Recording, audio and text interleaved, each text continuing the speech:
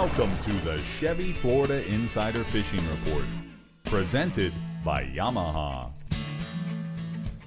Hello again, and we're so happy you could join us for the one and only Chevy Florida Insider Fishing Report. I'm Brie Gabrielle, and this guy right here is my trusty sidekick, Captain Rick Murphy. This week's species, Rick, is the most beautiful fish color-wise, and it's right here on my shirt. We're talking dolphin, aka Dorado, aka mahi-mahi, which means very strong in Hawaiian. Did you know that? No, I didn't. Well, speaking of very strong, what do you say about welcoming back our very strong Dave Farrell at the bench? Good to see you, Dave. Man, nice segue. She is nice segue. Wow. But, I do have arms like a granny. Shucking for a raise, I think. I reckon so. You know. All right. Hey, let's talk a little bit about dolphin, Dorados, mahis, whatever you want to call them. Brie, now, as you can tell, every week we get some Saltwater Sportsman magazine pictures, and look at what's so great about these fish is their coloration. Yeah. Certainly the next picture you can see there go from blues to the yellows and the golds, but the other thing that comes to mind is how well they jump. Now let's take a look at the mount here from King Sailfish Mounts, and certainly we're talking about a bunch of different colors. Now, Brie, I want to tell you, in the all-tackle world record, 87 pounds caught in Costa Rica in 1976. A 12-pound record in the state of Florida is the biggest fish caught by a man, 77 pounds, 2 ounces, Isla Morada, 1982. The woman's 8-pound tackle, 64 pounds, 8 ounces, Dry Tortugas, 1990. Wow. They're found worldwide in the tropical warm waters, and they're a pelagic species as well as schooling fish and highly migratory. The colors blue, green, yellows. The large males, this is how you distinguish them. Just like this mount here, they get this real blunt head versus the females, their head is rounded. And they love structure weed lines and floating objects. They jump high in the air, tail walk, and you name it, this fish does it, and it's also a great fish to eat. Yes, it is. Mahi-mahi's my absolute favorite. All right. Okay, well, let's go on down to the Keys where, unfortunately, our favorite fish fan is out of town in the Bahamas. Poor Randy. But we have Captain Mark Johnson jumping in to give us the dolphin lowdown. Thanks for being with us, Mark. Hey, hello, everybody. It's Captain Mark Johnson filling in for the world-famous Randy Chow, who's probably eating some Kong salad right about now, and we'll have to just get along without him. How are we doing tonight? We're doing great.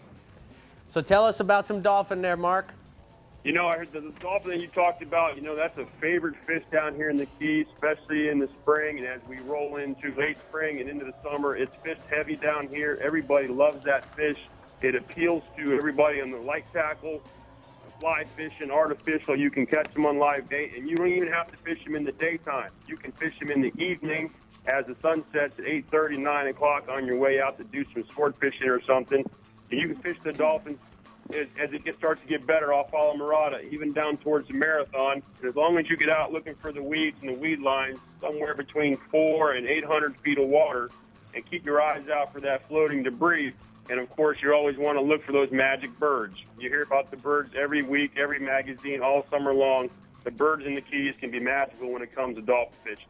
And once you find the weeds or the area you're looking for, the birds, you want to start trolling, and you want to get that going with a couple of ballyhoos out on your outriggers, and then you want to get on your binoculars and really start looking to find the birds, the ones that you don't see up close, the ones that are out of everyday distance. When you find those birds, you want to keep a beat on them with your compass, and you want to really pay attention to them because they can make it work for you. And once you find your dolphin under the birds and swimming under the weeds, you want to be able to have your fish rods ready, and you know what? You can pitch live baits, you can pitch chunk baits, you can throw bucktails, jigs, flies, but you want to be ready to go so when you get into these fish, you're not fussing around trying to make some leaders and tie on some hooks. All right, I believe there's a big picture, a nice picture with Captain Mel Walker from the charter boat Gotcha right here in Isla Morada from Holiday Isle holding up a pretty monster-sized slammer dolphin that they just caught here the last couple days. All right, tell us what else is happening offshore, Mark. When you're doing the dolphin and whatnot, there's always tunas, and this time of year, as we head offshore looking for the dolphin, it's always a good idea to stop at some of the local offshore humps and try to drag some feathers and see if we can't catch yourself a couple tunas. You will find that sometimes first thing in the morning can be the best time for the blackfin tuna. These fish can be best caught on live bait, trolling any kind of small dark lure, or the feathers like we talked about, and you want to drag them way behind the boat. If you're going to go out there and you're going to fish the live bait, you need a lot of it because you're going to be chumming baits out anywhere from 20 to 50 baits at a time and your chum slick out in the current, and you can get those fish fired up. And then you're going to drift through them with your baits on a hook and see if you can't catch some of the bigger tunas that love to eat that free bait. I think there's a big picture of John from Boston fishing with Randy, and he's got a really big blackfin tuna there. All right, let's go inshore, bud. Hey, man, inshore is what we do 7 days a week. You know, right now the red fishing out around Flamingo still remains very good for both the shallow water guys that want to push them boats around and also the bigger boats fishing the deeper holes and shorelines. They're catching redfish, and you know what? Ever since the freeze, that fish has been a really good producer for all the guys in the backcountry. You can find them up on the shallow water tailing reds. You can also find them on the edge of the flats and some of the runoffs. And you can fish them pretty simple with a 1/4 ounce hookup, and you can tip them with shrimp or a fresh pinfish or even cut bait. You know, ladyfish, piece of fresh mullet. Those fish are popular this time of year, and those stinky fresh baits can be great for a nice big redfish like the one you see in the photo there with Dr. Julio Robilla from Miami. Yeah, Julio Robilla. How about that? That's All right, it. One of the best. One of the best. He's one of the best orthopedic surgeons around. Hey, all right, tell me what else you got inshore, Mark. Okay, well, you know, this time of year, tarpon is on everybody's brain. You can, again, catch them on bait, catch them on fly. You can catch them throwing plugs. And the tarpon fishing this week has been pretty good, even though we had some high winds and rough seas close to home. You know, the best areas to be fishing around the local Keys bridges. And we fish them with either live mullet on the surface under a cork. There's always a big producer, as well as we fish a lot of dead mullet, and fresh dead mullet on the bottom can produce a tarpon bite. You can also catch a couple miscellaneous creatures like some sawfish, stingrays, and different sharks and groupers just to keep a little tug on the line. And you'll find that sometimes when you get away from the bridges and out into the bay, you can fish that mullet both live and dead. And also, too, you know, nighttime fishing, we drift a lot of crabs, and as the spring gets a little farther along, crabs are going to become a little more popular. All right, well, great report. Thanks for starting us off and filling in for Randy. I'm going to go ahead and get to the La Jolla hotspots from the Florida Keys region. Let's see. Inshore, tarpon anchored down with a live mullet, one on top under a cork and the other one on the bottom with a lead. Cast a crab to the rolling fish, and then offshore, dolphin. Start trolling in 400 to 800 feet of water where you see weeds. Look for birds that are working as you troll to the south, and then have your pitch rod ready to cast the swimming fish as well, Brie. Sounds good. I missed the hey there, fish fans. Yeah, he'll be back Man. next week. Okay. Well, now it's time to tell you about some tournaments in the Florida Keys, all about dolphin.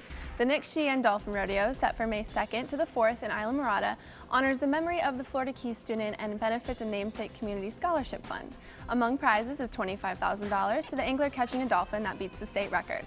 The Mother's Day Dolphin Tournament, set for May 9th through the 10th in Marathon, features $15,000 in cash and prizes and benefits Habitat for Humanity of the Middle Keys. The Florida Keys Dolphin Championship, set for May 18th through the 16th through the 17th, is a Keys-wide tournament with 5 different weigh-in stations from Key Largo to Key West. There's more than $100,000 in cash and prizes. And lastly, the original Big Pine and Lower Keys Dolphin Tournament, set for May 16th through the 18th, and more than $35,000 in cash prizes and awards, and is up for grabs. All right, well, let's talk to the man with a plan down there in Paradise, Mr. Andy Newman. Hey, Rick and Brie. Listen, we have 2 feature tournaments to talk about today. First off, in keeping with today's theme species, the Marathon Bull and Cow Dolphin Tournament. That's May 1 to the 4th. More than $25,000 in cash and prizes, including a grand prize of $10,000 for the team that catches the largest bull and cow dolphin combined. Also, cash prizes of $1,000 for largest combined weight of 3 dolphin fish, largest wahoo, blackfin tuna, and triple tail. More details on the bull and cow at marathonoffshoretournament.com. Also, Rick and Brie, next Wednesday through Sunday, the prestigious Key West Sailfish Championship. Winners of the Pro Division will take home $50,000. There's other cash prizes as well. And the tournament benefits the Jose Wehebe Spanish Fly Memorial Foundation and the Billfish Foundation. Go to KeyWestSailfishChampionship.com for more details, and of course, more details on tournaments and all other events in the Florida Keys available at FLAKeys.com. Rick, no doubt in my book, dolphin, the perfect game fish. You got it. All right, Brie, where are we going from here? Well, we're gonna troll on up to the troll on up the coast and talk with Captain Jimbo Thomas in the southeast region. Wow, I'm tongue-tied today. Where there's always a chance to catch one of these beauties, and we even caught one when we were fishing under kites for sailfish, right, Jimbo? That's right. Hey, Rick. Hey, Brie. Hey. Well, dolphin, mahi, dorado, whatever you want to call them, they're one of the most popular, if not the most popular, fish for the southeast regional offshore anglers. Now, we can find them year-round, but late May through August are peak season for these dolphin. We catch plenty of mahi along the edge of the Gulf Stream on live baits drifted or fished under the kite.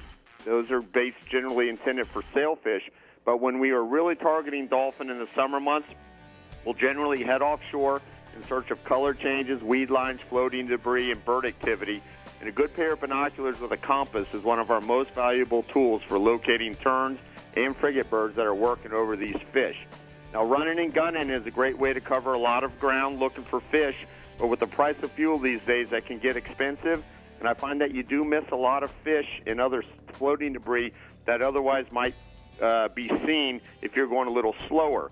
So what we like to do is fast troll small to medium-sized lures at 8 to 10 knots while we're looking for signs of fish.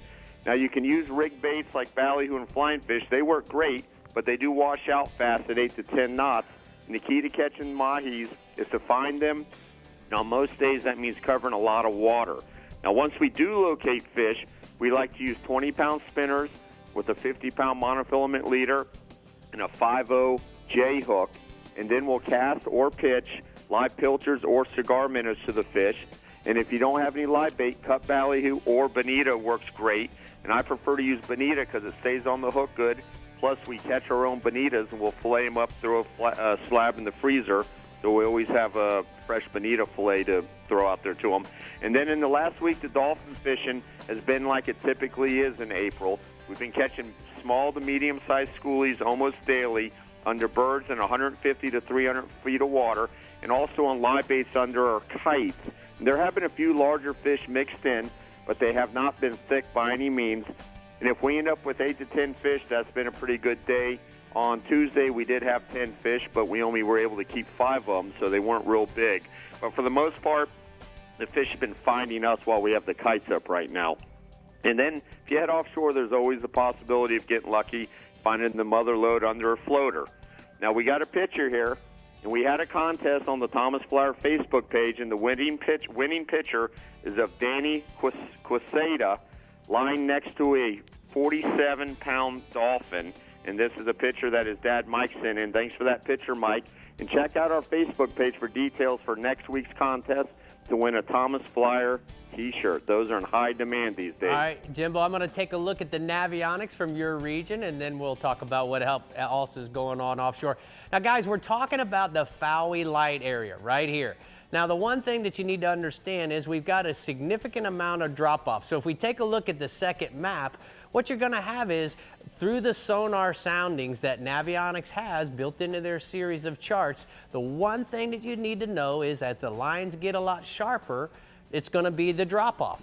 Here's a real distinct line. In this particular line here, guys, is where the current's going to pile up. That's where the weed's going to pile up. Jimbo told me that as you get a little further offshore, there's the canyons here, which is exactly where the dolphin are like to congregate because of the updwellings and the bouncing off of the bottom. So make sure you take that into mind. Make sure you look for it also through your sonar charts that Navionics provides. Okay, Jimbo, what do we got for else offshore? All right, you got it. Well, this time of the year, most of our fishing does take place along the edge of the Gulf Stream using live baits out of the outriggers or under the kite. And the fish has been pretty good with a steady bite of sailfish, dolphin, and bonita. But in the last week, some big kingfish have started to show up. Now, pretty much everything's being caught on live herrings and pilchards. And then on our kite rigs, we've been putting an 18-inch trace of number 4 wire leader. And that wire leader hasn't affected the bites from the sails and the dolphin and the other fish that are out there. And then on our flat lines, we're rigging them with a piece of number 4 wire, and we've been hooking the bait through the nose or in the back. But what we found is if we hook the bait in the back, we've been getting more bites because that bait will get down a little bit deeper, and that's where those bigger kings are. Now, the bulk of these kings have been in the 15 to 20-pound range, and we've had a few that were close to 30. And I heard of somebody talking on the radio yesterday, said they had one they guessed at 50 pounds. So there are some big kings, and it's only going to get better. All right, let's go inshore, Jimbo. You got it. If you want to get in on some spectacular bass fishing, now's the time to do it while the water levels are still low in the Everglades. And that low water level has the fish moving off the flats and into the canals and deeper holes. Now, pretty much anywhere in the Everglades where you find water, there's going to be some bass there. Holiday Park, Sawgrass Recreation Area, and L67 are just a few of the hot spots, and 50 or more fish per trip have been fairly common.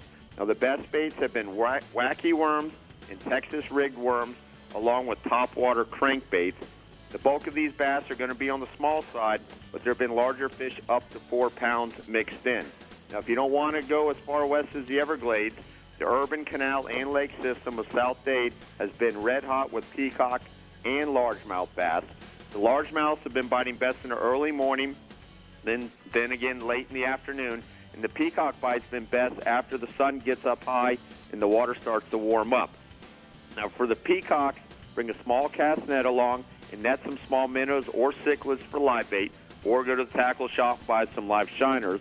And if you want to go with artificials, worms have been working best on the largemouth, and small crankbaits and DOA terrorized have been working on the peacocks. Now, back to the saltwater.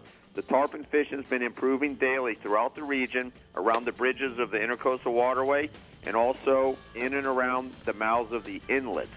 The tarpon are even in government cut right now, and there's been a massive dredging project going on, and it hasn't seemed to spook them. The water's real muddy, but the tarpon are still in there. Now, the early mornings and the evenings is when these tarpon are going to bite best in the inlets, and the best bait's been a live shrimp. And then also around the inlets, the tide hasn't been much of a factor, just so long as you got water moving in or out. Then around the bridges, live mullet, shrimp, Rapala magnums, and bomber wind cheaters have been working on the incoming tide. And Captain Danny Barrow, he's been finding tarpon in the Intercoastal Waterway around the Brazilian docks next to the Okeechobee Bridge and around the breakwater on the north end of the Palm Beach Yacht Club. And many of these tarpon have been over 100 pounds, and he's been using live mullet as well. All right, Jimbo, we got to go. We'll talk to you next week. Thanks for a great report from the Captain Harry's region. I'm going to go ahead and take a look at the hot spots from the southeast region. Captain Jimbo says that we're going to go inshore. Big tarpon are eating live mullet or shrimp drifted through the inlets and along the bridges shadow lines. And then offshore, look for the mixed bag of sailfish, kingfish, mahi, blackfin tunas, fishing live herring, pilchards, and 120 to 200 feet of water, Brie. Oh, sounds good, but you can't forget to come out and see us at the IGFA in Dania on May 15th. That's going to be a lot of fun. You got it. But don't you dare swim off. When we return, we'll be jumping off the deep end with Dave and heading upstream to the East region, right here on the Chevy Florida Insider Fishing Report. The Chevy Florida Insider Fishing Report is brought to you by Chevy. Find new roads. Best parts, best prices. Bennett Auto Supply. Yeti Coolers. Wildly stronger. Keep ice longer. CCA Florida, the voice of recreational anglers for over 25 years. Contender Boats. Performance through innovation. Humminbird. Simply, clearly, better. And King Sailfish Mounts. www.kingsailfish.com.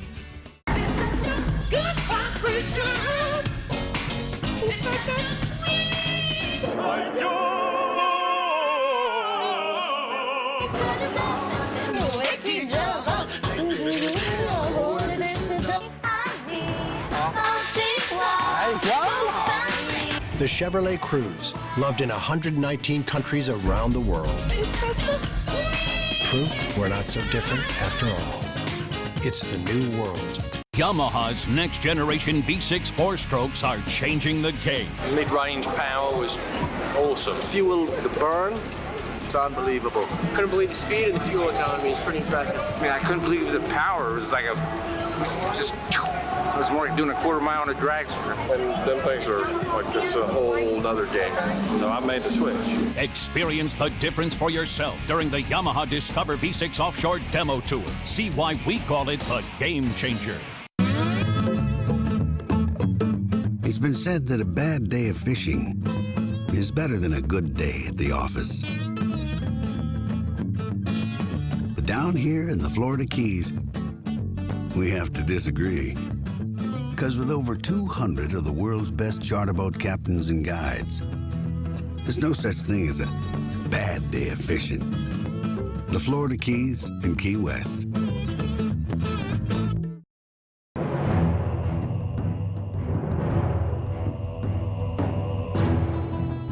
Continuing the revolution. Faster, drier, even better built. Designed around Yamaha's latest technology outboards. Still built by the same craftsmen and anglers who launched the Bay Boat Revolution. Whether chasing world records, or time on the water with the family, or anything in between, there's a new Pathfinder model for you. Pathfinder, #1 for a reason, still.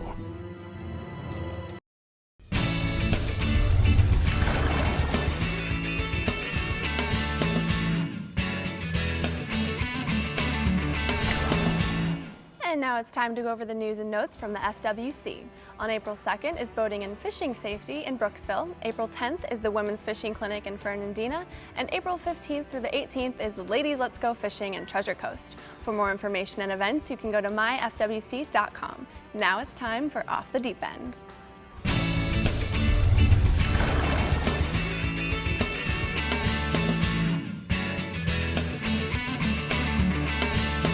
Well, Dave, you returned from the deep end in Casa Vieja Lodge Barely in made it. Guatemala, and welcome back to the Hummingbird Jägermeister Workbench. And so tell me, we're talking about Dolphin this week. Well, I barely made it back because I almost got stuck when I was there by a sailfish. A sailfish almost got me. I think we have a little video of it here about the sailfish trying to snag me in Guatemala. I was wiring the fish, and here he is, Doug Shank on there with a little sailfish we had on. We caught, I don't know, probably 110 sailfish in 4 days. We had 4 boats out there. It was pretty good.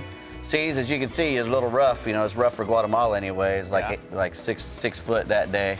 But had a little sailfish on there. It looks like a Florida sailfish, probably weighed about 40 pounds. But I had the camera on my head, which probably saved me, because one thing you always want to do when you have a fish on the leader is watch it the whole time. See, the mate goes and puts a tag in it, and it goes away a little bit, and we bring it back to cut it off.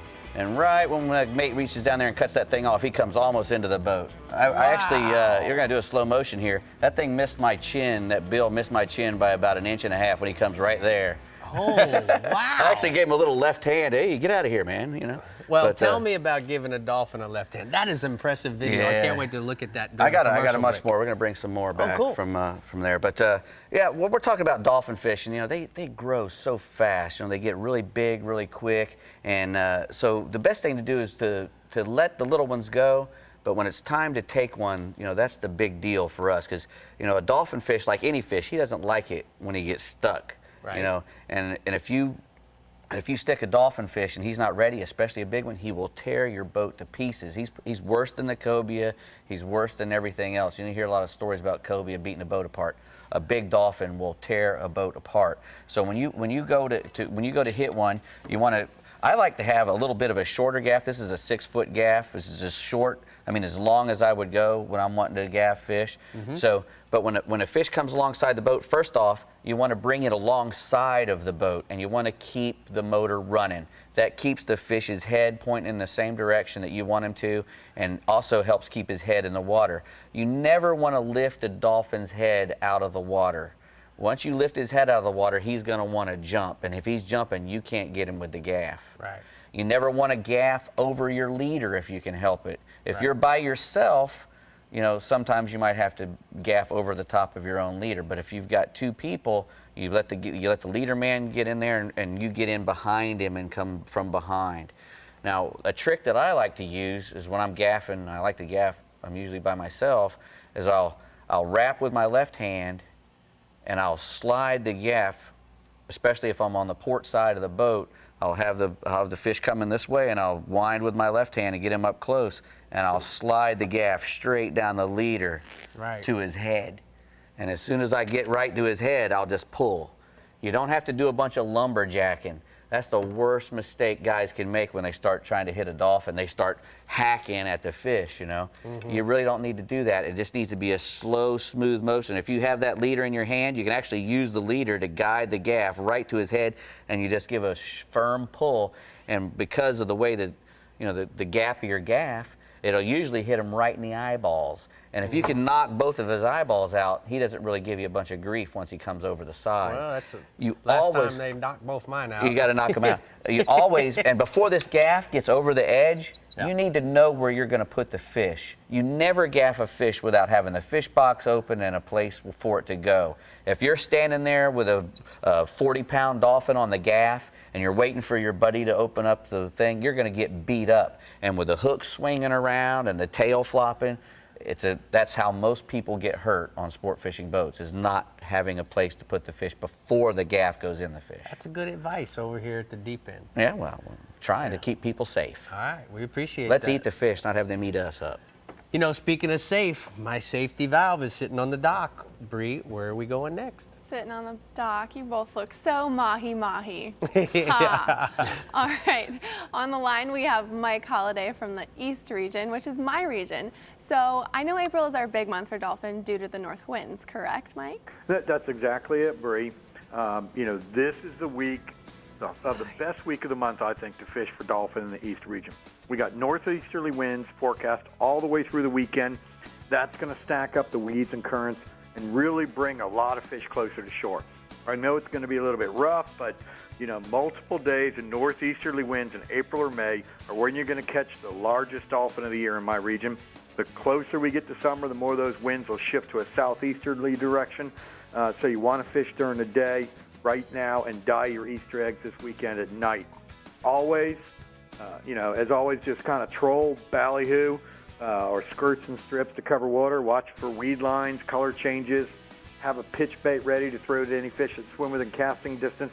The last few weeks, the dolphin bite's been out deep, but this consistent wind pattern, northeasterly winds, that'll really push a lot of the weeds and debris closer to shore. So I expect the action to start as soon as you hit blue water, which probably will be around 100 feet. Average dolphin this entire week has been 12 to 25 pounds, but I'll bet next week I'm talking about the 50s and 60s have been caught. I got a picture. That's Captain Greg Snyder of Stewart and Norma Brock. That's a nice dolphin that Norma Brock caught trolling ballyhoo with a blue and white skirt. So dolphin bites on, guys. All right, tell us what else is happening in the offshore. Well, on the back of the full moon, the snapper bite's going strong for sort of a mixed bag of mutton, mangroves, and yellowtail snappers, depending on where you are. The best bite, really, of all of them has been for mangrove snapper in St. Lucie County in 65 to 85 feet of water, although there's still a pretty good mutton and yellowtail bite off Palm Beach County in a similar depth. In Martin County, the Loran Tower Ledge in 63 to 78 feet of water is really producing some nice mutton snapper right now, particularly for the guys that are fishing at night, which aren't many. Sardines, cigar minnows, pilchards, and squid, those are going to be your top baits. You want to use just enough weight to hold bottom, a 40-pound fluorocarbon leader and a 4.0 VMC circle hook. And, you know, if you're targeting mutton snapper, a 40 to 50-foot leader is the way to go. The average mangrove snapper is going to be 1 to 4 pounds. Average yellowtail is going to be like 1 to 2 pounds, and the muttons are going to be 3 to 7 pounds. So it should be a really good weekend for snapper. Let's go inshore, buddy. Well, the pompano bites really picked up in the last week, both along the beaches and in the Indian River Lagoon. I had good reports of fish from Jupiter Island, from Bob Graham Beach on Hutchinson Island, and from Walton Rocks Beach. And that's from surf anglers using live or frozen sand fleas or clams. And a lot of those fish are coming right in the trough, just a few feet from shore. So, you know, if you have a couple rods with you, throw one of them way out on the sandbar, then cast the other one tight to the beach. And if one of the rods starts getting all the bites, move all your rods to that same distance. On the inside, the eastern relief bridges of the Jensen and Stewart causeways, they've got good numbers of fish on the incoming tide using a hookup jig in that orange body with a chrome head color, or also the chartreuse with a white head. There's been some fish caught way up in the Indian River around the power lines by the guys that are fishing the submerged spoil islands, and they're either throwing the jigs or small clouds or deep minnow flies. Average pompano right now is pretty good, 1 to 3 pounds, and even some bigger fish in the mix. The other bite that's really picked up the last few days throughout the entire region is a snook bite. In Palm Beach County, Topwater plugs at Dong along the seawalls from Palm Beach Inlet to Old Port Cove, or you can throw live mullet or pilchards around Snook Island right along the drop-off there in Lake Worth. There's also been a good bite at night around the docks in the Loxahatchee River and also at the Coast Guard Station dock in Jupiter, and that's for guys using live shrimp. In Martin and St. Lucie counties, the snook and big jacks are pushing mullet up against the seawalls of the north and south forks of the St. Lucie River. There's just some gangsters of both species in that mix. Target those fish with a live mullet, a topwater plug, a swimming plug, and any of the lures in black and gold colors that look like a mullet. There's also been a good snook bite in Taylor Creek in Fort Pierce with a smaller fish up around the spillway and the larger fish around the railroad bridge and the mouth of the creek. The guys that are fishing Taylor Creek are either trolling lip plugs or live mullet or throwing topwater plugs right at the mouth of that creek like you talked about last week. All right, Mike, as we do every week, we talk about bass. What's going on in your region? Well, late April and early May are the single best time of the year to fish the Everglades canals at a Holiday Park and Sawgrass Recreational Park. You get those low water levels that force all the fish off the flats and into the canals, really concentrates them. They get really competitive. You can get in on the edges of the canals and throw swim baits like a Bass Assassin Boss Shiner in that silver shiner color, or throw another swim bait like a pumpkin seed chartreuse belly dye dapper. Throw it right down the grass line, reel it back up on top, or you can rig a tap-out worm, Senko style, and either June bug or watermelon red glitter, and work it around the bridges or culverts. If you find any moving water, there'll be good concentrations of fish. Right now, it's 50 to 100 bass a day in the canals, lots of 2 to 5 pound fish in the mix. So the Everglades are the place to be in Florida for freshwater fishing this week. All right, thanks, Mike. Here are the East Region Hotspots brought to you by WaterwayCafe.com, obviously. Inshore.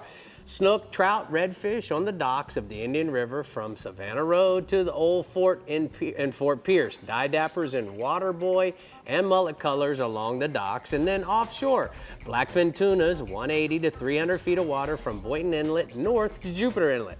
Troll dark-colored feathers or live chum with small pilchards, and use the pilchards for bait. Match the hatch, Brie. Matching the hatch. Just like you kind of match the hatch right here with your I kind of do, fingernails. Look at don't know these if you can fingernails. zoom in. We'll have to get a tight shot of those Dolphin in a minute. skin. Let's go before the producer gets pissed. Okay, well, you need to tell us where we're going to be next week on the 24th. We're going to be at Marine Supply April 24th at 3 p.m. You and I and Captain Jeff Page for the Redneck Rock Concert of Central Florida. Well, it sounds like a blast, Rick, but so does sticking around to hear from our captains over in the Panhandle and Central East regions.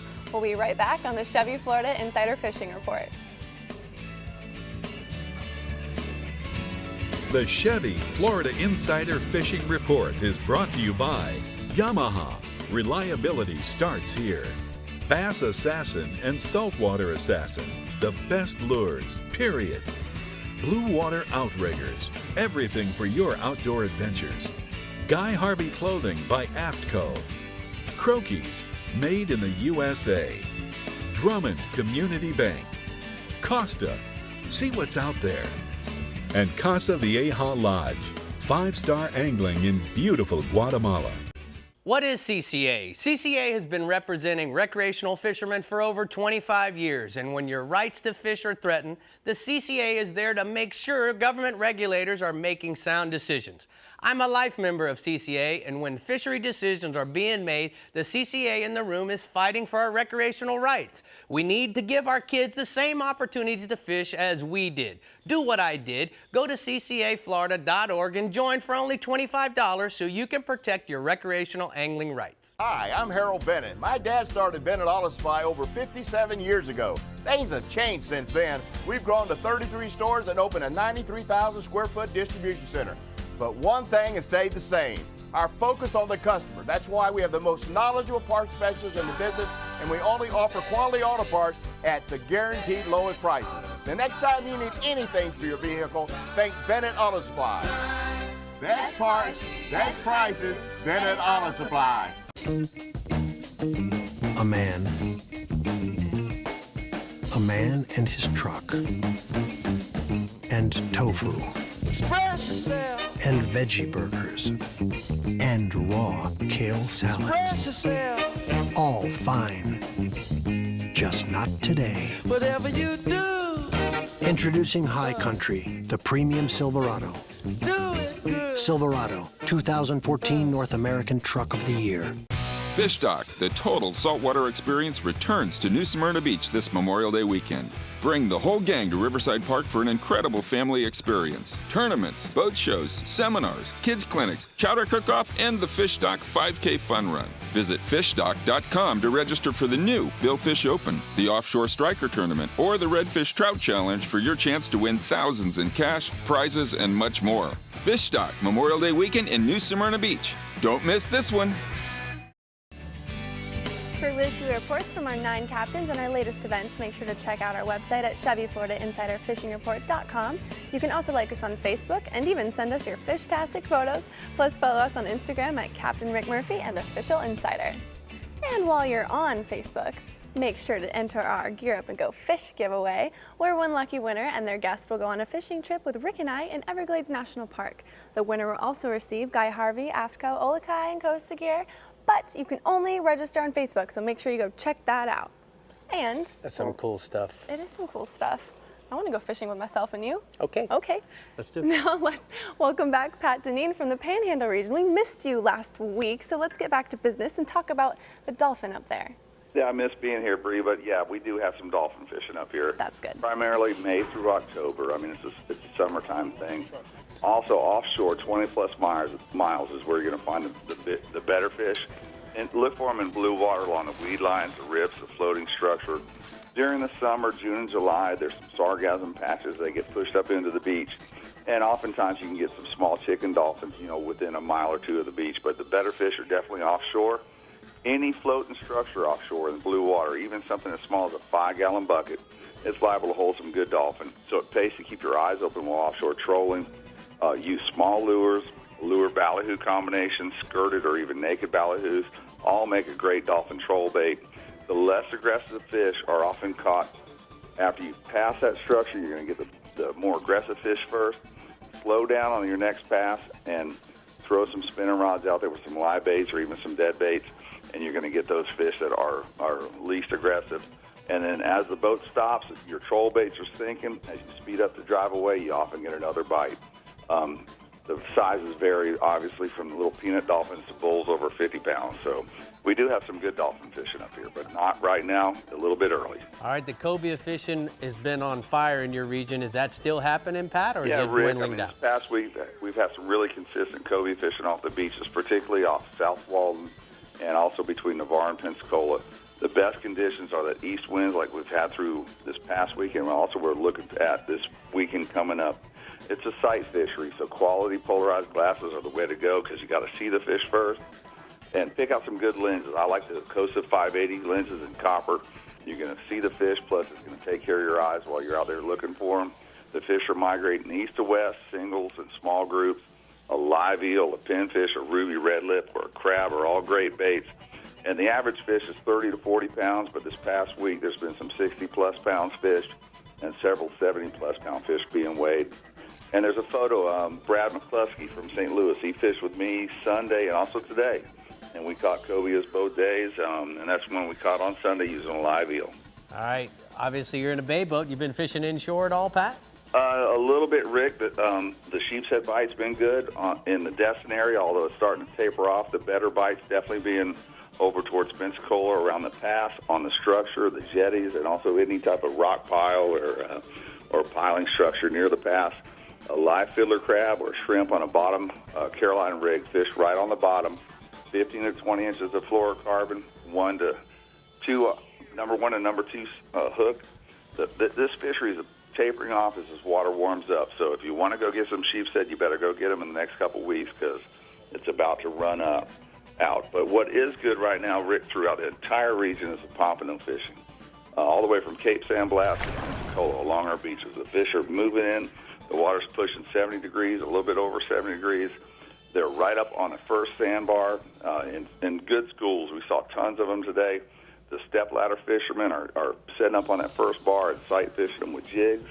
But if you really want to hammer them, go with a fishing from the beach using a set rig, multiple rods, baited with sand fleas and look for areas where that second sandbar kind of forms a pinch point, because the fish are migrating along the beach.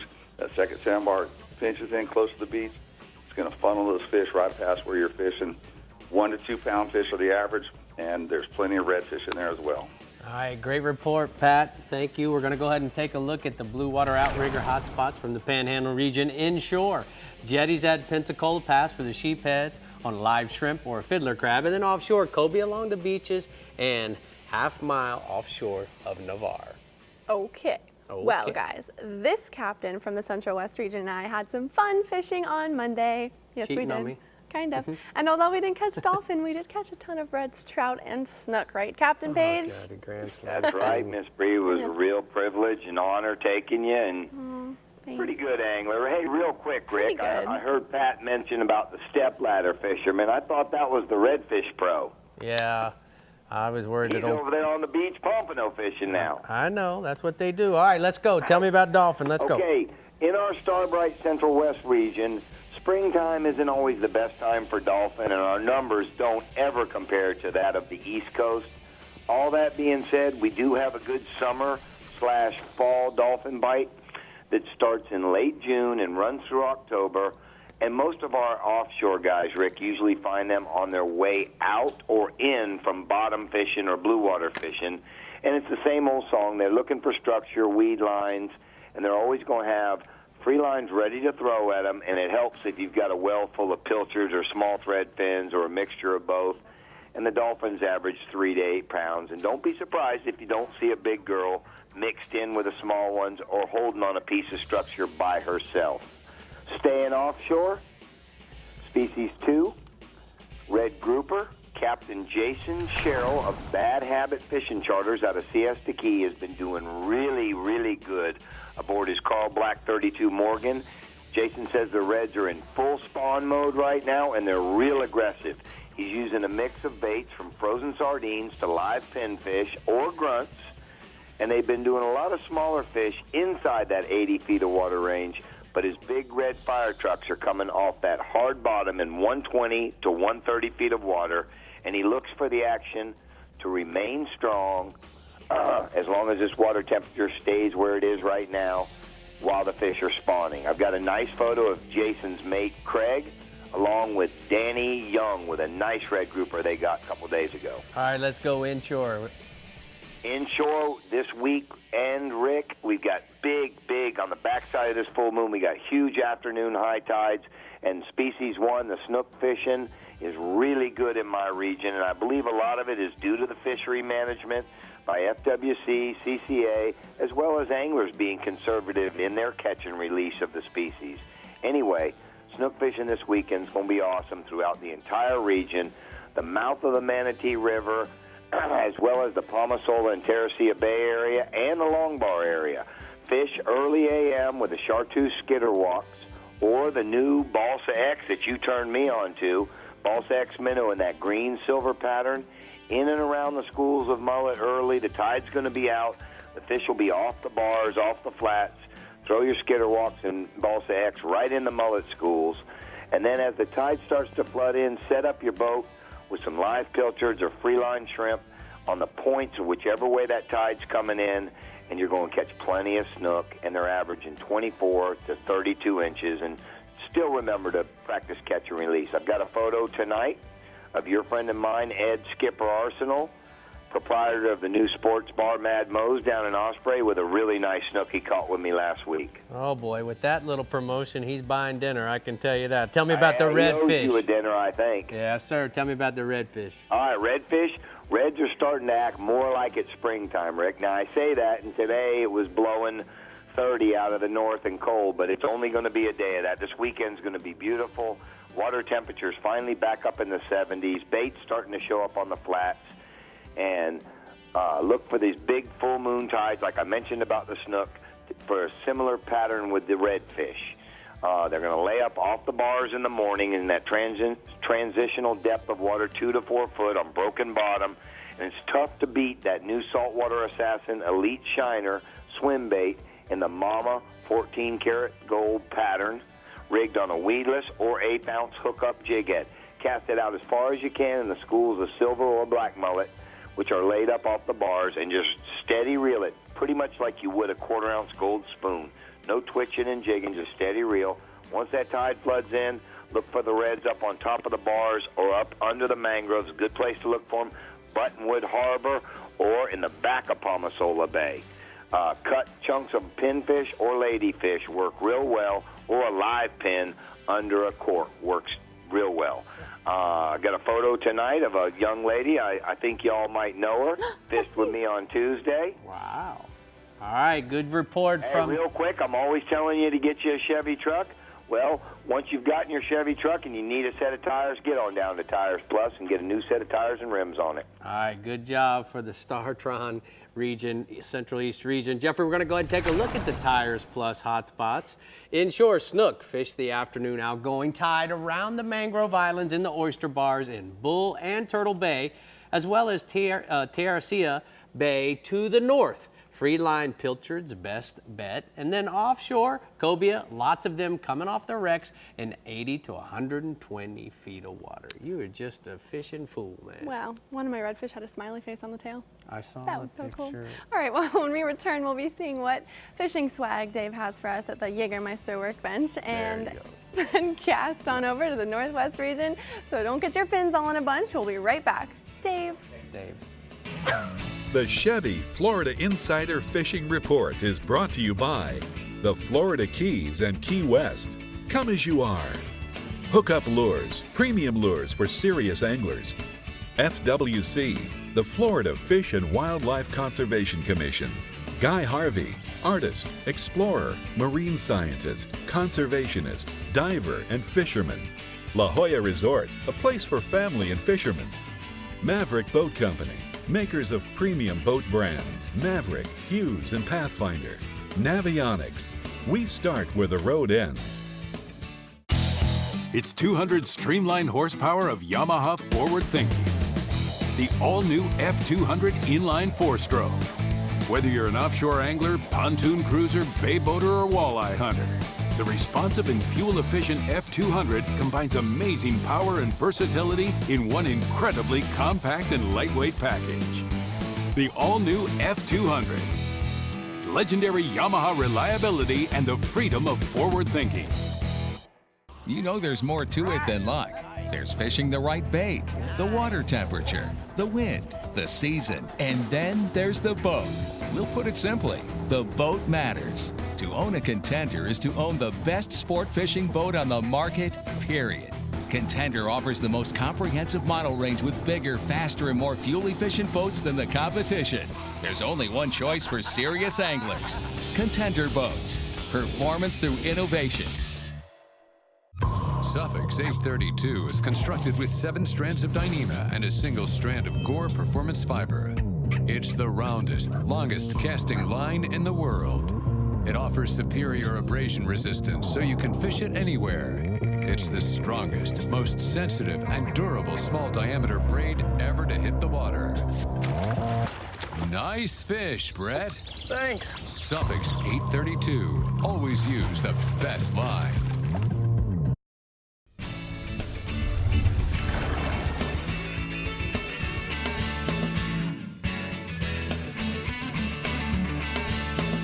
Welcome back to the Chevy Florida Insider Fishing Report, and more importantly, the Jägermeister workbench. And we're here to talk about new products. Dave, we messed up a little bit last week. You got a mouse in your pocket? Captain Harry, you know, he's over here sipping on the Jägermeister.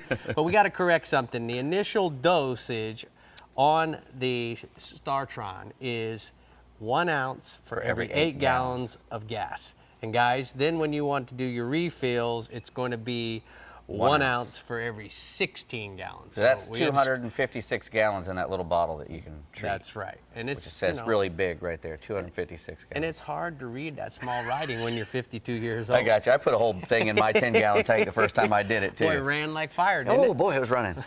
But anyway, our first product tonight is going to be, you know, we don't discriminate. I can put any product I want on here, even though Yeti's one of our biggest sponsors. This is an Engel cooler. This is an Engel Deep Blue. This is their brand of big coolers. This is a high-impact cooler. It's got seamless construction, 2 inches of insulation, you know, almost indestructible. Nice big rope handles on here. It's got the dual lock. You can lock it on either side. Right. Nice weatherproof marine grade stainless steel with plastic, and so it won't rust on you.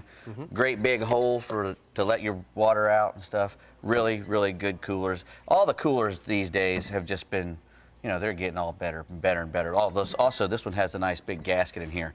A big water airtight seal, which makes that ice stay even longer. You can keep ice in here for a week easy. So Engel Deep Blues. Yeah.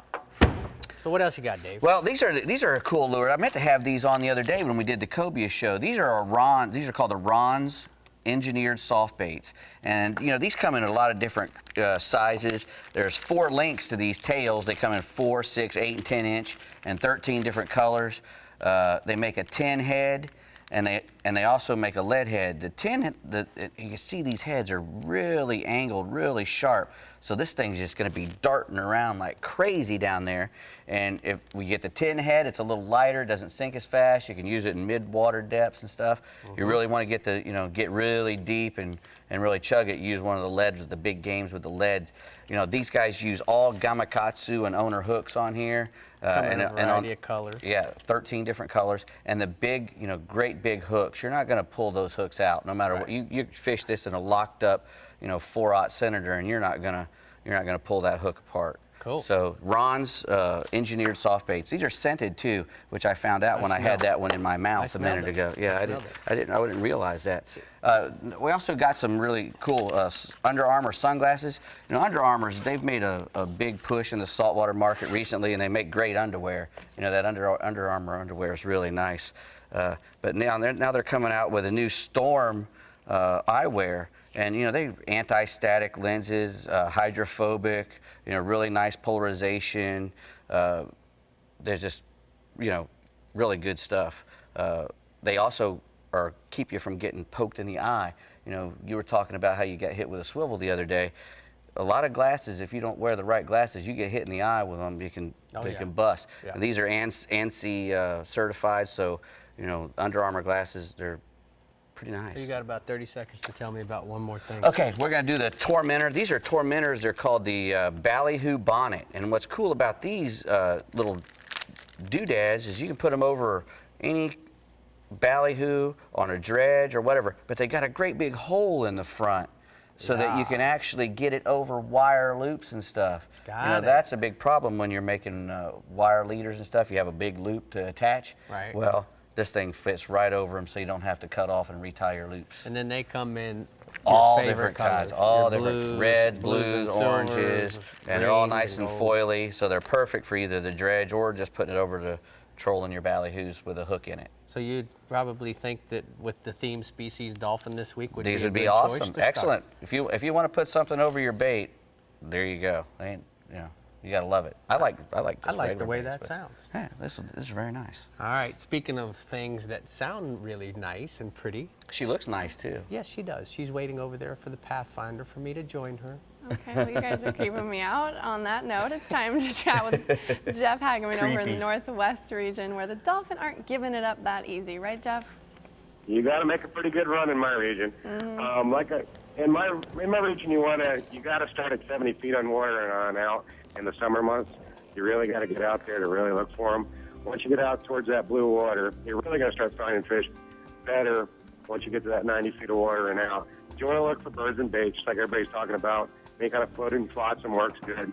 But most of those fish on that inside are going to be smaller chickens. So the bigger fish are going to be caught mostly right off the shelf. So you got to make even a further run and get out there off the shelf and break off into that 130 and deeper water. That's where you're going to find the bigger fish. But as far as trolling for them, pink and white or blue and white softheads work really good, either with or without a ballyhoo. And when I get offshore, I always try and keep a spinning rod rigged up with a 1/4 ounce yellow bucktail in case all those little schoolies come by the boat. You got something to pitch at them. You got a well full of live bait, you can pitch that too. But it's always good to have a jig ready to go. All right. What else you got for me, Bub? Offshore, I got Spanish mackerel throughout my region. Right now, you can catch these on artificial reefs and wrecks throughout my region, from anywhere right off the beach or right off the coastline. Once you break that 15 feet of water off, once you get on up towards Panhandle, once you break that 15 feet of water, on out to 45. This is something the whole family can go do. It's easy to do. Get out there with a chum bag. If you've got live sardines like you do in the lower part of the region, get a bunch of live sardines, take them with you. Start live chumming those, or also cut them up. Once you bring the fish right back to the back of the boat, you want to use an extra long shank hook or a small piece of wire, and that'll help you. They got a lot of sharp teeth in their mouth. That'll help you from getting all those cutoffs. And also, if you're a fly flinger, it's really neat when you get these fish fired up behind the back of the boat to put your fly back there. And green and white clousers always work really good. You might want to have an extra long shank hook when you tie that clouser up, or a little piece of wire in front to keep you from getting bitten off on your fly, too. Inshore, I've got Captain Jordan Todd out of St. Joe Bay. He said the trout and flounder are beginning to move in the potholes east and south of Black's Island. You know, look for the fish in the white sandy areas in the grass and about anywhere from 3 to 5 feet of water. Live shrimp fished under a cork on a 1/0 PMC circle hook for the trout, and a bottom rig. And you're using a Carolina rig when you're using a bottom rig with a 1/2 ounce lead, and also a 1/0 BMC circle hook for the flounder. Also says a pearl and white, if you don't have shrimp, pearl and white gulp on a 1/4 ounce jig head is working good on both of them. The trout have been averaging anywhere from 15 to 20 inches, and some fish up to 25. And the average on the flounder has been anywhere from 11 to 16 inches. Also inshore, Captain Mario Carstello has been targeting some black drum right now on the oyster bars outside of Yankeetown. It's a great opportunity to practice your sight casting skills. These fish don't spook as easy as our redfish do. You can get right up on them. You got that big broom handle tail, and they're rooting around right now on the top of the oyster bars like cattle. So there's big schools of these fish out there, and their tails are up in the air.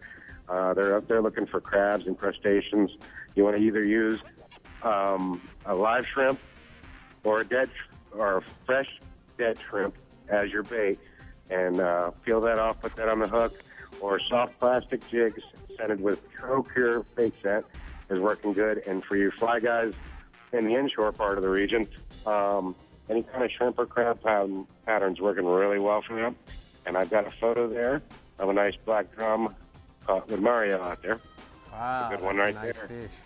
Yeah, that's a Yeah, good one. they're tailing right now, so that's a really cool opportunity to get out there and do some sight casting. All right, Jeff, great report from the Yeti Northwest region, and I'm going to go ahead and take a look at the Drummond Community Bank hotspots from the Northwest region.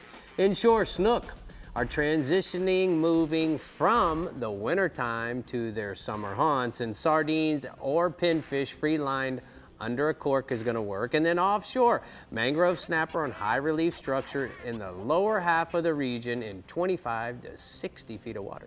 You know what a great report from the Hagster, but there's more to come from the southwest and northeast regions. So stay hooked on the Chevy Florida Insider Fishing Report. Oh boy, can the man look at those tails. The Chevy Florida Insider Fishing Report is brought to you by Chevy. Find new roads. Alukai, fit by nature, crafted by hand. Best parts, best prices. Bennett Auto Supply. The Florida Keys and Key West. Come as you are. Rapala. Catch the latest at Rapala.com. Startron. Cures and prevents ethanol fuel problems. And Yamaha. Reliability starts here.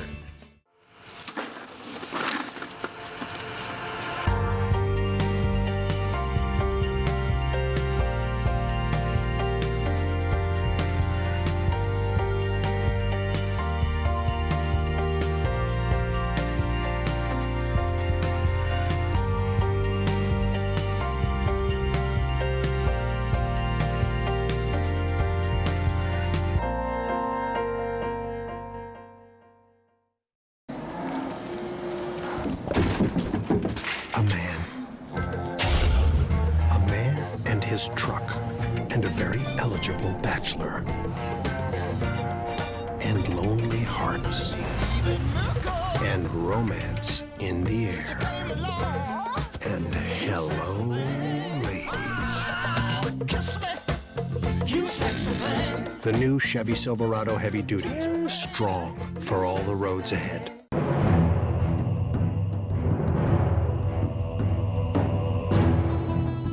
Continuing the revolution. Faster, drier, even better built. Designed around Yamaha's latest technology outboards. Still built by the same craftsmen and anglers who launched the Bay Boat Revolution. Whether chasing world records, or time on the water with the family, or anything in between, there's a new Pathfinder model for you. Pathfinder, #1 for a reason, still. I'm Captain Rick Murphy, and I'm a life member of CCA.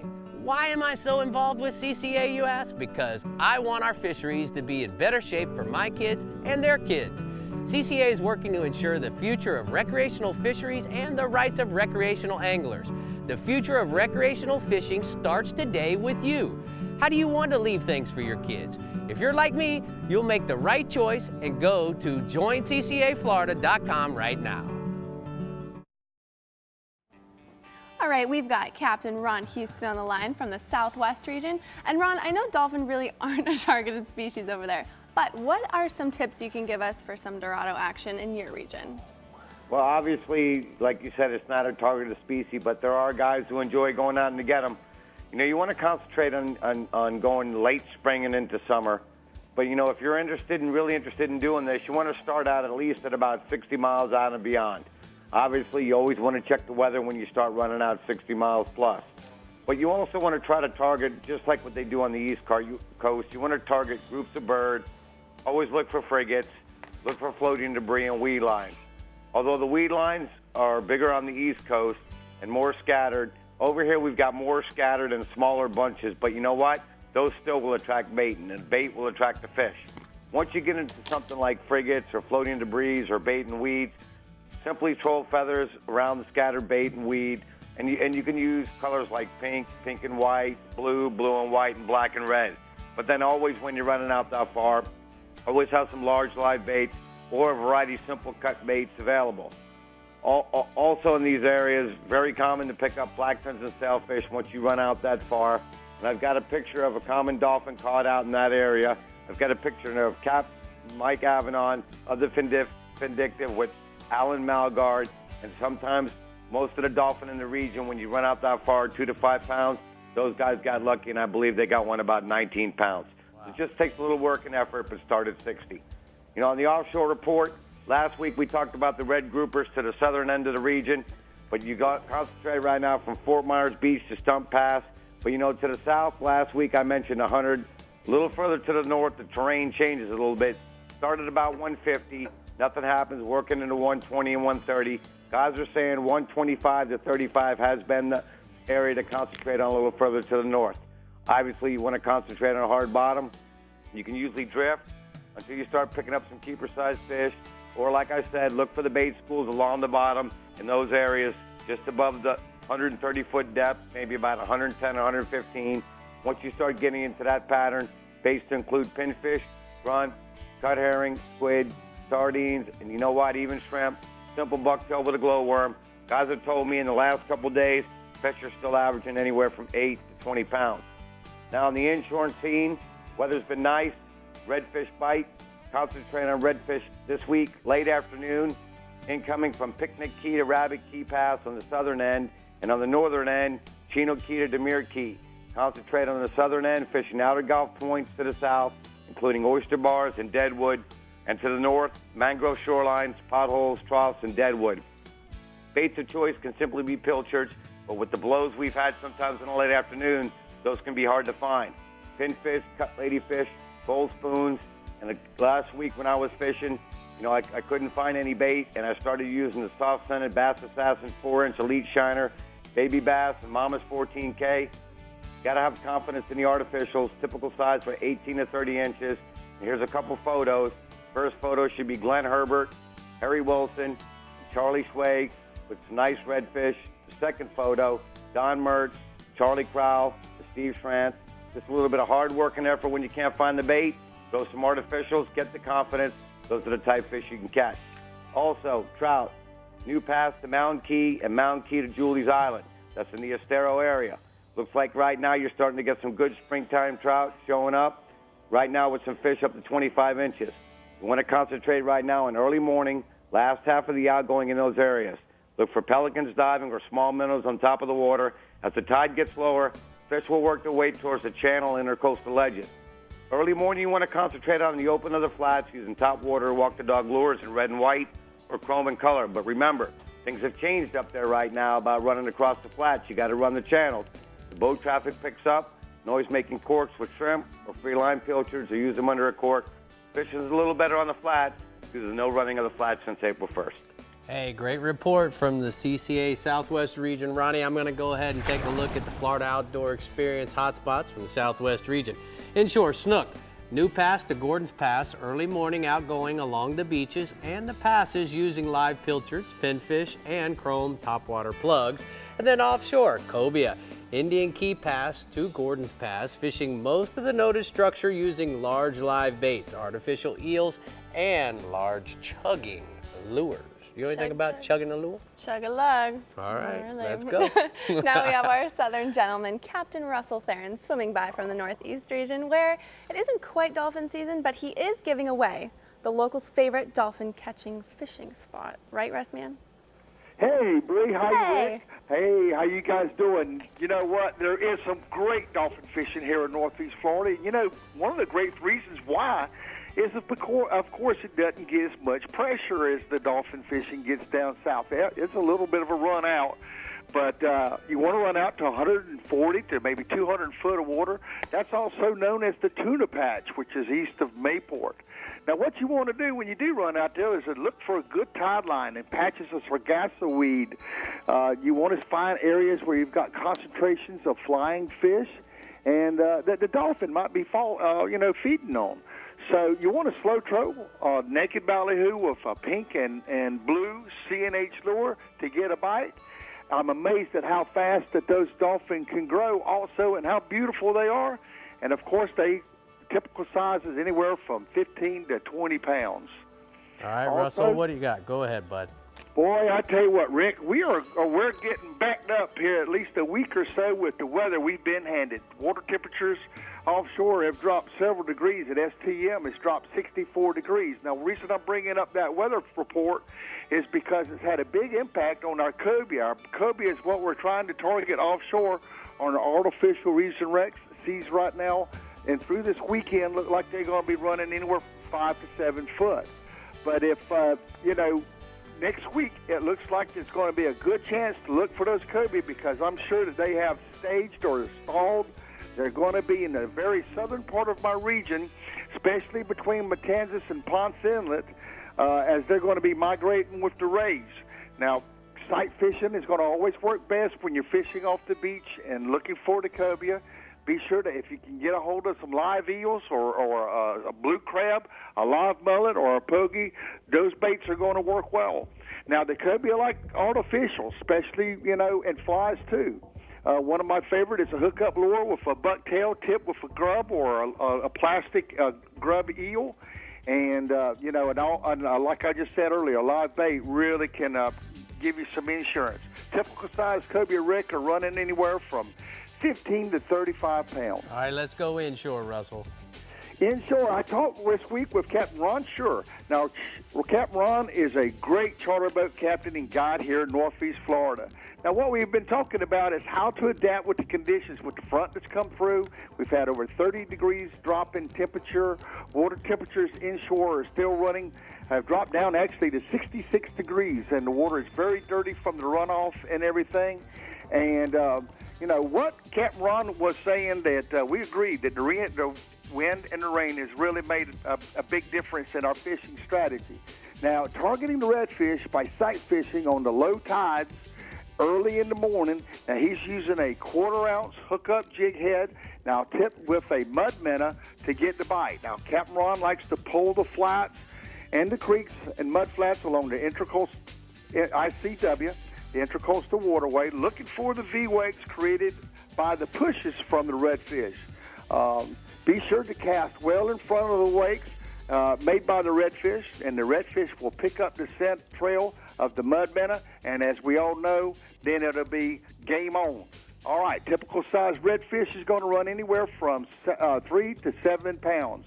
Now, I've got a great little photo that Captain Ron sent me of his daughter, Christy Shore, and she's got a beautiful redfish that she caught here in our backwaters with her dad, Captain Ron Shore, pulling their flats boat. Also inshore, we want to talk about, you know, the gator trout fishing. Spring is one of the best times of year to target the big gator trout. Again, I think that things are going to be delayed a little bit because of the cold weather we've been getting. The next couple of weeks should be the best time this spring to be able to target a big gator trout in our inshore waters as they warm, and then as the fish migrate and the bait migrates and the fish return. So some of the best catches are going to come from a live mullet or maybe topwater plugs. The live mullet can be fished under a popping cork to get the big trout's attention, or use a topwater plug like a storm chug bug, in the mullet pattern to imitate a hurt bait fish to get that topwater bite. Typical gator trout is going to run anywhere from 5 to 7 pounds, Rick. And also, Rick, I want to just share with everybody about going to the CCA Florida website. Now, that's www.florida.org.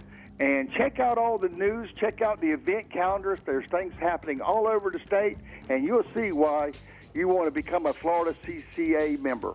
All right, good job, Russell. I'm going to go ahead and take a look at the hot spots from your region. Let me just to clarify, it's ccaflorida.org. I'm not quite sure if I heard Russell say that right, so I just want to make sure we got that right. Inshore, target redfish by sight fishing on the early morning low tide using a quarter-ounce jig head tipped with a live mud minnow, and then offshore fish for cobias on the artificial reefs, or start looking for the cobias from those manta rays. Inlets like South to Ponce Inlet might be a good place to start with some live bait. Sounds great. I just love him. He's so awesome. Russ okay, man. Russ man. Oh, we know y'all want to stick around to hear the insightful conservation minute tip and what memories our Central East Region captain has caught. So sit tight. We'll be right back on the Chevy Florida Insider Fishing Report. The Chevy Florida Insider Fishing Report is brought to you by Suffix, the world's most hardcore fishing line. Tires Plus, Total Car Care. The IGFA, Conservation Through Education. Get your hands wet. Florida Outdoor Experience. Lumber Rock.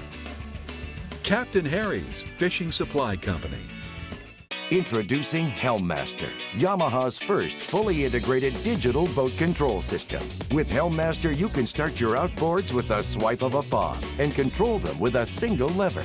Outboard trim and steering friction adjust automatically as you accelerate and decelerate. Adjust engine speed with the touch of a button. The Helmmaster joystick provides the means to navigate and dock precisely with confidence and ease. Take control of your next vessel with Helmmaster at your command. Fish Dock, the total saltwater experience, returns to New Smyrna Beach this Memorial Day weekend. Bring the whole gang to Riverside Park for an incredible family experience. Tournaments, boat shows, seminars, kids clinics, chowder cook-off, and the Fish Dock 5K Fun Run. Visit fishdock.com to register for the new Billfish Open, the Offshore Striker Tournament, or the Redfish Trout Challenge for your chance to win thousands in cash, prizes, and much more. Fish Dock, Memorial Day weekend in New Smyrna Beach. Don't miss this one.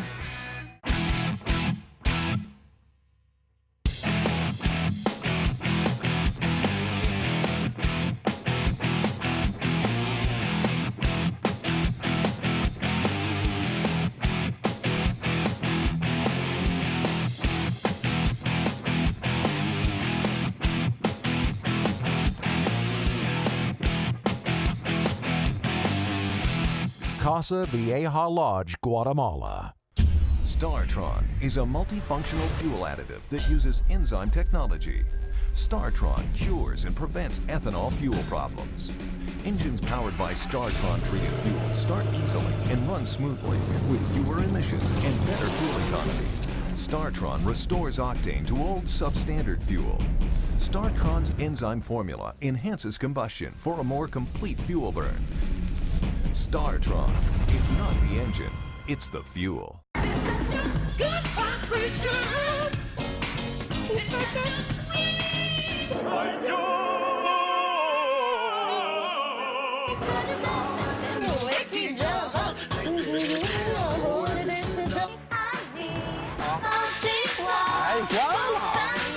The Chevrolet Cruze, loved in 119 countries around the world. Proof we're not so different after all. It's the new world.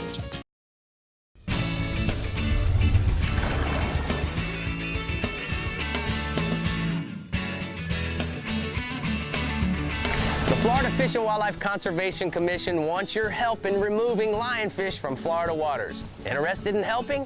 Lionfish can be speared or caught in handheld nets, and a recreational fishing license is not required while targeting lionfish while using a pole spear, a Hawaiian sling, or handheld net, or a spearing device that is especially designed and marketed exclusively for lionfish. If you get stung, treat the wound by immersing the area in hot water for 30 to 90 minutes and seek medical attention as soon as possible. Although complete eradication is not likely to given the current range and distribution of the species, localized control is possible through consistent and sustained harvest pressure. To learn more about lionfish evasion and what you can do to help, visit myfwc.com/wildlife habitats and click on non-native species. Oh, lionfish are just like you, pretty and deadly. Oh, shoot. But I want to tell you, we're going to catch some of those, and I'm going to show you how to clean them, and we're going to eat them. They're Sounds really good to good me. to I didn't eat. know you could eat them. Okay, so come on. Well, now it's time to talk with Captain Jim Ross in the Central East region. Jim, I know the dolphin bite has been a little slow up there, but tell us how the Gulf Stream has an effect on that bite. Well, Brie, you know, over the years we've seen this happen more and more, it seems like, and right now is a typical year for the type of dolphin bite that we have. It's slower than usual for the guys that are trolling ballyhoo on the western side of the Gulf Stream. And we're not exactly sure why, but obviously additional pressure has a lot to do with it. But the ones that have been landed on the western side of the Gulf Stream seem to be associated with the rips that are on that western edge and the little eddies and pools. That's what you want to look for. Now, the guys that are really doing good, though, are catching fish on the eastern side of the Gulf Stream. The average size of the fish are bigger over there, and they seem to be a lot more numerous. It's a long haul to get over there, you know, just to go drag a ballyhoo, but you know what? For those highly prized game fish, it's worth it if you have the ability to get there. Our average size dolphin right now is running about 15 to 30 pounds for the guys that are getting to the eastern side of the Gulf Stream. The western side Gulf Stream fish seem more like they're in the 5 to 10 pound range. The other thing that's really good for offshore fishing right now, for the guys that can get out once this wind lays down, you're going to find plenty of king mackerel. They finally showed up in good numbers, and they're hitting live baits like pogies and sardines and hardtails, and you want to slow troll those over the various reefs in the 60 to 90 foot depths. Wire stinger rigs with a twin VMC 9626 size 4 or size 2 treble hook is the preferred method for catching the king mackerel right now. And our average king is running pretty good size, 15 to 20 pounds, and I've seen quite a few fish that have come in that are in the 30 and above pound class right now. And I've got a picture here of a typical king mackerel that's coming off of those 60 to 90 foot wrecks, anywhere from Sebastian all the way up to Ponce Inlet. The other thing that we've got is our inshore species. Now, our redfish are very, very prevalent still, especially in the Mosquito Lagoon, and anglers are finding them on the sandy patches and the grassy areas associated with the shorelines, and you want to get up on those fish by poling quietly. Now, it's a little difficult to do when the wind is up, so it's better to try to anchor down if you can. But when it gets calm again, poling is going to get you on those fish. Now, good casting skills are obviously needed for that kind of stock hunting, but it will pay off, especially if you get that lure or bait in front of a receptive redfish. Your casting skills may not be that refined, though, and a lot of people have that problem. I see that every day with my clients. And so what you should do for guys and gals that really don't have real good casting skills, find a big school of mullet, get on the outside edge of it, and throw Rapala skitter walks, especially at the dawn or dusk period. Now, if you're fishing in the middle of the day, throw the Rapala topwater away and get out a saltwater assassin 5-inch jerk bait. And those two types of baits are going to do most of your catching for those redfish, for those fish that are following those schools of mullet up and down the flat. The last species that I'm going to talk about is jacks. And right now, the entire region is showing up with jacks. And I tell you what, it's absolute delight for the kids young and old, like myself, because those fish just pull harder than anything else out there. Pound for pound, they are, in my opinion, the strongest thing swimming. And if you're fishing the flats on the Banana River, the Indian River, or the Mosquito Lagoon, you're going to start finding lots of jacks right now. Now, fingerling mullet are the best way to go about getting them, and you want to put those out on some kind of a float. And I've talked to a lot of guys about the quick cork that saltwater assassin makes, because you can rattle that quick cork and you can draw your attention to your bait fish that's hanging in under it. So that's one of the best ways that we've been going about finding them lately. Now, if you don't like to use that rattling cork and you're not really looking at using a live finger mullet, then you want to look at a Rapala BX Minnow. It replicates a finger mullet very, very well, and also a hookup jig is another good one that you can use, and it holds up to those tough Jack Crevalle bites. So whenever you get a chance to get out there, you want to try and look for those fish showering bait fish along the edges of the deeper flats. And I'm telling you, these things are prize light tackle species. Now, I've got another picture here. It's got Caden and John McManus that I had out the other day with a pair of typical size jacks that you're going to find in the lagoon system right now. And, of course, you just look at the smiles. That's all it takes right there. Just a big old smile with a big old jack. You got to love it. Hey, Jim, I got a question for you. You know, this time of year, the weather kind of can change just in a few hours. So what would you tell people about fishing in the Central East region, what to do as far as the weather and how to set up a game plan for your fishing trip? Well, that's a great question, Rick, because today is an example. We had on the water, we had 3 different wind directions. We had a northwest, then a north, and then a northeast.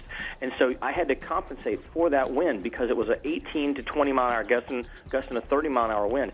Find the leeward edges. That's where the bait's going to pool up. And if you find those leeward edges with bait, you're typically going to find fish. If not, fish drop-offs. The deeper water doesn't get as turbid, and that's another way to find those fish. All right, thank you so much for that answer. And I'm going to go ahead and take a look at the hookup lure hotspots from the Central East region. Inshore, oversized slot reds on the outgoing tide at Sebastian Inlet.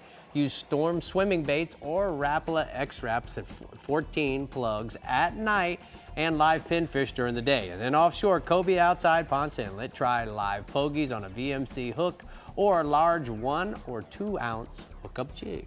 Well, and we can't forget about the awesome Fish Stock event in New Smyrna Beach on May 25th. Tell me about it. Okay, well, apparently there's going to be a 5K fun run. Okay. That sounds like fun. Are you going? No. No. Okay, well, we're almost finished with our dolphin talk, but stick around because when we come back, we are going to tell you what we'll be fishing for next week right here on the Chevy Florida Insider Fishing Report. A man and his truck, and tofu, and veggie burgers, and raw kale salads. All fine, just not today. Whatever you do. Introducing High Country, the premium Silverado. Do it good. Silverado, 2014 North American Truck of the Year. It's 200 streamlined horsepower of Yamaha forward thinking. The all-new F200 inline 4-stroke. Whether you're an offshore angler, pontoon cruiser, bay boater, or walleye hunter, the responsive and fuel-efficient F200 combines amazing power and versatility in one incredibly compact and lightweight package. The all-new F200. Legendary Yamaha reliability and the freedom of forward thinking. It's been said that a bad day of fishing is better than a good day at the office. But down here in the Florida Keys, we have to disagree.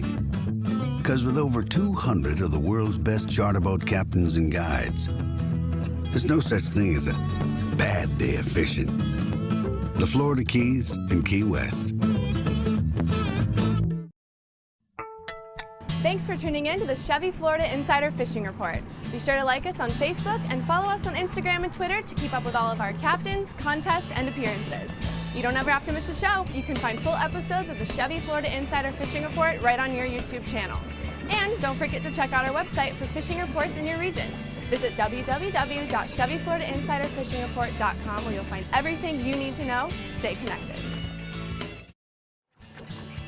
Next week on the Chevy Florida Insider Fishing Report, we are talking sailfish. So make sure to tune in to SunSports every Thursday. Plus, you can catch repeats of the Chevy Florida Insider Fishing Report on Fridays and Saturdays. Make sure to check your local listings for times.